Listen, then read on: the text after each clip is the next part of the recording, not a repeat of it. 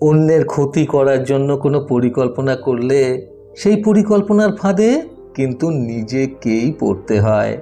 বন্ধুরা, এই অসাধারণ প্রসঙ্গটাকে কেন্দ্র করে আজকে আমি আপনাদের একটি ব্যাঙ এবং একটি ইঁদুরের সুন্দর একটি গল্প শোনাবো।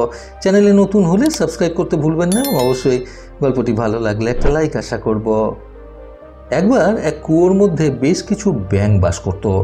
সেই ব্যাঙেদের মধ্যে বেশ সদ্ভাব ছিল, কিন্তু তাদের মধ্যে একটি মাত্র ব্যাঙ বেশ হিংসুটে প্রকৃতির ছিল। কারো ভালোবাসা যেন দু চোখে সে দেখতে পারত না। কারোর ভালো দেখলেই বা কেউ সুখে আছে দেখলেই সে সবসময় এটাই চিন্তা ভাবনা করতে থাকতো যে কিভাবে তাদের সুখটাকে নষ্ট করে দেওয়া যায়। এইভাবেই সকল ব্যাঙেদের মধ্যে খুব ঝগড়া বেঁধে যেত।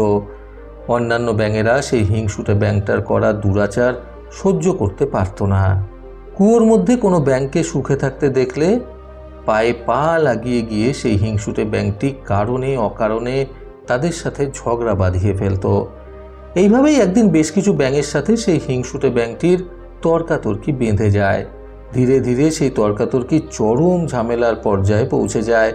প্রচণ্ড পরিমাণে রেগে গিয়ে সকল ব্যাঙেরা মিলে সেই হিংসুটে ব্যাঙটাকে মারতে আসে। হিংসুটে ব্যাঙটা তখন ভয় পেয়ে গিয়ে কুয়োর থেকে বাইরে বেরিয়ে আসে।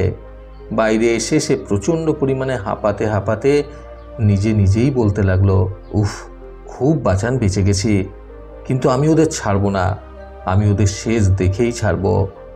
ব্যাঙটির মনে সারা দিনই একটা প্রতিশোধমূলক মনোভাব বিরাজ করত। বাইরে এসে সে একা একা পায়চারি করতে লাগলো। একা একা ঘুরে বেড়াতে বেড়াতে হঠাৎই তার চোখে পড়ল তার কুয়োর খানিকটা পাশে একটি ইঁদুরের বাসার দিকে। বেশ সুন্দর করে সাজিয়েছে ইঁদুর মহাশয় তার সেই বাসাটিকে। সেই ইঁদুরের বাসাটিকে দেখেও ব্যাঙের মনে ভারী হিংসা জাগলো। সে মনে মনে ভাবল, আমি সুখে শান্তিতে কুয়োর মধ্যে থাকতে পারছি না, আর এই নেংটি ইঁদুর কিনা মহা আনন্দে আমার এই কুয়োর পাশে এত সুন্দর বাসা বানিয়ে থাকছে। এটা কিছুতেই হতে দেওয়া যাবে না। আমি যদি কোনো ফোন দিয়ে এঁটে এই ইঁদুরটাকে মেরে ফেলতে পারি, তাহলে আমি ওর করা এই সুন্দর বাসাটাতে থাকতে পারবো। তাহলে আমার আর কুয়োর সেই বাজে ব্যাঙগুলোর সাথে থাকতেও হবে না, আর ঝামেলাও বাঁধবে না তাদের সাথে। এটা ভাবার পর ব্যাঙটি সেই ইঁদুরটাকে মারার ফোন দিয়ে আটতে লাগলো। বেশ কিছুক্ষণ চিন্তাভাবনা করে বুদ্ধি বার করার পর ব্যাঙটা ঠিক করলো যে সে গিয়ে এবার সেই ইঁদুরটার সাথে বন্ধুত্ব স্থাপন করবে। তাই সে গুটি গুটি পায়ে থপ থপ করে হাঁটতে হাঁটতে সেই ইঁদুরটার বাসার কাছে গেল। বাসার কাছে গিয়ে সে সেই ইঁদুরটাকে বলল, ইঁদুর বন্ধু, তুমি এখানে নতুন এসেছো বুঝি? ইঁদুরটি তখন উত্তরে বলল, হ্যাঁ গো, আমি এখানে 2 দিন হলো এসেছি। ব্যাঙটি তখন ইঁদুরটাকে বলল, আচ্ছা, তা তোমার বাসাটাকেও খুব সুন্দর করে তৈরি করেছো দেখছি, খুব ভালো লাগছে গো দেখতে। নিজের প্রশংসা শুনে ইঁদুরটা তো আনন্দে গদগদ অবস্থায় চলে আসলো। তারপর ব্যাঙটি ইঁদুরটাকে বলল, বন্ধু, তুমি আমার সাথে বন্ধুত্ব স্থাপন করবে? আমি না জানো তো বড় একা। ইঁদুরটি তখন ব্যাঙটাকে জিজ্ঞাসা করলো, কেন, তোমার কেউ নেই? তুমি থাকোই বা কোথায়? পাশের কুয়োটা দেখিয়ে তখন ব্যাঙটি ইঁদুরটাকে বলল, এই যে পাশের কুয়োটা দেখতে পাচ্ছ, এখানেই আমি থাকি। সেখানে আমার আরও অনেক প্রতিবেশীরাও রয়েছে, কিন্তু জানো তো, আমাকে না প্রত্যেকে হিংসা করে। সকলেই সবসময় আমার সাথে ঝগড়া করার জন্য উঠে পড়ে লাগে। খুব ভয় লাগে আমার তখন। ব্যাঙের মুখে এই কথা শুনে ইঁদুরের ভারী মায়া হলো। ইঁদুরটি তখন মায়া করে ব্যাঙটিকে বলল, আহারে, তোমার কত কষ্ট। ব্যাঙটি তখন ইঁদুরটিকে বলল, আমার বিপদের সময় সাহায্য করার মতো কাউকে আমি কাছেও পাই না জানো। এই কথাটা বলার পরপরই ব্যাঙটা ইঁদুরটাকে বলল, তুমি তো কুয়োর বাইরে থাকো, কাজেই তুমি চাইলে তো আমাকে আমার বিপদের সময় সাহায্য করতে পারো বন্ধু। ইঁদুরটি তখন অবাক হয়ে গিয়ে ব্যাঙটিকে বলল, হ্যাঁ, অবশ্যই সাহায্য করব, কিন্তু আমি বুঝবো কিভাবে যে তুমি বিপদে পড়েছ? আমি তো কুয়োর মধ্যে নামতে পারবো না। ব্যাঙটি তখন একটু ভাবনা চিন্তা করে ইঁদুরটিকে বলল, শোনো তাহলে, আগে তুমি যেখান থেকে পারো একটি বড় মতো দড়ি জোগাড় করে আনো। ব্যাঙের কথা শুনে ইঁদুরটি তখনই দৌড়ে গিয়ে একজনের বাড়ি থেকে একটি বড় সাইজের কাপড়ের দড়ি মুখে করে নিয়ে চলে এসে ব্যাঙটাকে সেই দড়িটা দিয়ে বলল, এই নাও বন্ধু, তোমার কথা মতো আমি দড়ি জোগাড় করে এনেছি। দড়িটা দেখে ব্যাঙটা বলল, বাহ, খুব ভালো।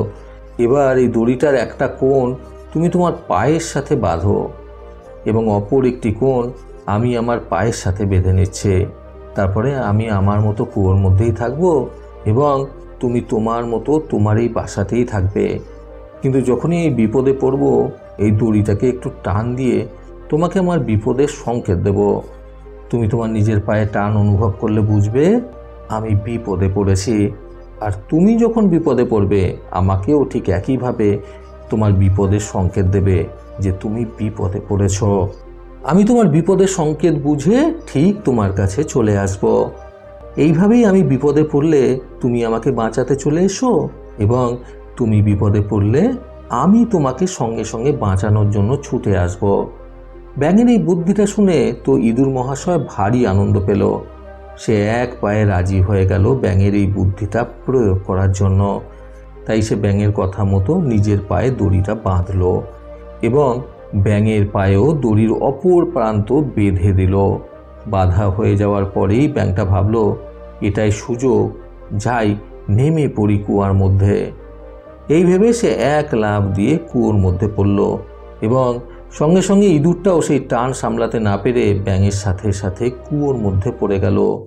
জলের মধ্যে পড়ে গিয়ে ইঁদুরটা বাঁচার জন্য হাবুডুবু খেতে লাগলো। বেশ কিছুক্ষণ জলের মধ্যে পড়ে ছটপট করতে করতে ইঁদুরটি শেষ নিঃশ্বাস ত্যাগ করলো। ব্যাঙটি তো চুপটি করে জলের তলায় বসে ইঁদুরের মৃত্যু দেখছিল। ইঁদুরটা মরে যাওয়ার পর জলের ওপরে তার মরা দেহটা ভেসে উঠল। বেশ পুষ্ট ছিল ইঁদুরটা। ঠিক সেই সময়ই উপরে আকাশে একটা চিল উড়ে বেড়াচ্ছিল। সেই চিলটার চোখ পড়ল জলের ওপরে ভেসে ওঠা মরা ইঁদুরটার দিকে। ইঁদুরটাকে শিকার করার উদ্দেশ্যে বহু দূর থেকে উড়ে এসে সে ছো মেরে ইঁদুরটাকে জল থেকে নিজের মুখে করে তুলে নিল। ইঁদুরটার পায়ে যেহেতু ব্যাঙের পায়ের সাথে দড়ি বাঁধা ছিল, তাই ইঁদুরটার সাথে সাথে ব্যাঙটাও চিলের মুখে করে উড়তে থাকলো। জলের তলা থেকে বসে ব্যাপারটা খুব একটা বুঝতে না পারায় ব্যাঙটা ভাবল, আমি একটু আগে জলের তলায় ছিলাম, এখন আকাশপানে ভাসছি কিভাবে? তারপর ভালো করে এদিক ওদিক তাকিয়ে দেখতেই সে দেখল মরা ইঁদুরটাকে একটা চিল মুখে করে নিয়ে আকাশে উড়ে চলেছে। আর তাদের পায়ে বাঁধা দড়িটার জন্য ব্যাঙটাও তাদের সঙ্গে করে উঠছে। কিন্তু ততক্ষণে ব্যাঙের আর কিচ্ছু করার উপায় ছিল না। অনেক ক্ষতি চাওয়ার ফলে খুব অল্প সময়ের মধ্যেই সেই ব্যাঙটাও ইঁদুরের সাথে সাথে চিলের খাবারে পরিণত হলো। ইঁদুরের সাথে সাথে ব্যাঙটারও মৃত্যু ঘটল। বন্ধুরা, অন্যের ভালো চিন্তা করতে আজকের এই সুন্দর গল্প থেকে শিক্ষণীয় 3টি কথা সর্বদা মনে রাখুন। প্রথমত, অন্যের ক্ষতি চাওয়ার মাধ্যমে এবং অন্যের সুখ নষ্ট করার মাধ্যমে নিজেদের জীবনের অপচয় মানুষ নিজেরাই ঘটায়। দ্বিতীয়ত, অন্যের সুখে সবসময় নিজেকে সুখী করাটাই বুদ্ধিমানের কাজ। তৃতীয়ত, কিভাবে অন্যের সুখটাকে দুঃখে পরিণত করা যায় বা কিভাবে অন্যের ক্ষতি করা যায়, এই চিন্তা ভাবনা মনে নিয়ে আসলে নিজের জীবনই খারাপ হয়ে যায়। প্রতিবারের মতো আবারও বলবো, এই পৃথিবী তাদেরকেই সম্মান দেয় যারা ইউনিক কিছু করার ক্ষমতা রাখে। সকলে সুস্থ এবং সুন্দর জীবন কামনায় প্রকৃত জীবন থেকে আমি সন্তু চক্রবর্তী আবার আসবো আগামীকাল নতুন সুন্দর শিক্ষণীয় একটি ছোট গল্পের সাথে। ভালো শুনুন, ভালো থাকুন। ধন্যবাদ।